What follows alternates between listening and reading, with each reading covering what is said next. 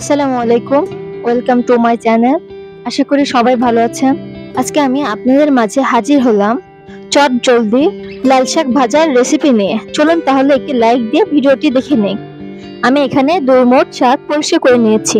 চুলায় একটি পাত্র বসিয়ে নিলাম। এখন আমি এতে লাল শাকগুলো সিদ্ধ করে নিব।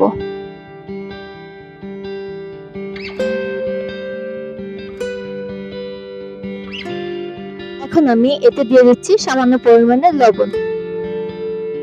লবণটি এই শাকের মধ্যে দিলে খুব দ্রুত শাকটা সিদ্ধ হয়ে যায়, এই জন্য লবণটি আমি এই পর্যায়ে ব্যবহার করেছি। এখন আমি শাকটি উল্টে পাল্টে দিচ্ছি। শাকটি হালকা সিদ্ধ হয়ে আসলে আমি এতে দিয়ে দেব কেটে রাখা কাঁচা মরিচ। মরিচটি দিয়ে আমি আবারও ভালোভাবে নেড়ে দেব।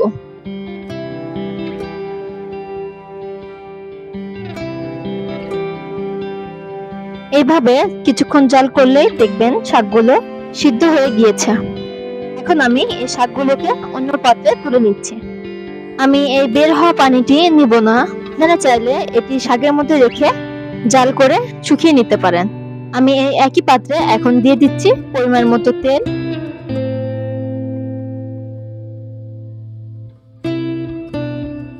আমি কিছুক্ষণ তেলটি গরম করে নেব। তেলটি গরম হয়ে আসলে আমি এতে দিয়ে দিব কেটে রাখা কিছু শুকনো মরিচ। এই শুকনো মরিচটি শাকের মধ্যে দিলে শাকের স্বাদ দ্বিগুণ বেড়ে যায় এবং এটি থেকে দারুণ স্মেল বের হয়।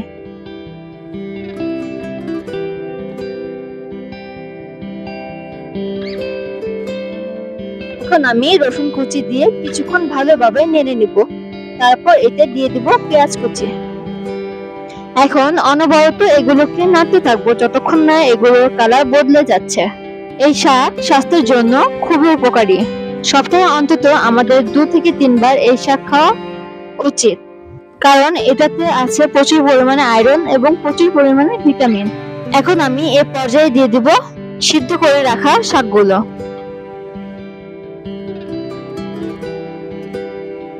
খুব ভালোভাবে এগুলোকে মিশিয়ে নিতে হবে।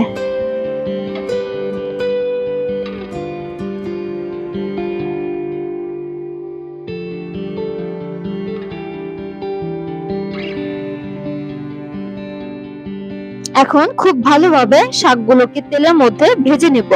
কিছুক্ষণ এই একইভাবে নাড়াচাড়া করে দিতে হবে, তাহলে শাকের গায়ে থাকা পানিগুলো শুকিয়ে যাবে এবং এটি খেতে অনেক টেস্টি হবে।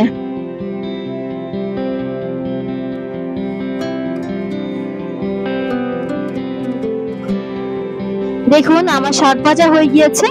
আমি এখন এগুলোকে পরিবেশনের জন্য তুলে নিচ্ছি। আশা করি আমার এই রেসিপিটা আপনাদের প্রত্যেকের ভালো লেগেছে। সবাই আমার পাশে থাকবেন। আপনাদের সাপোর্ট আমার জন্য অনুপ্রেরণা। সবাই ভালো থাকবেন।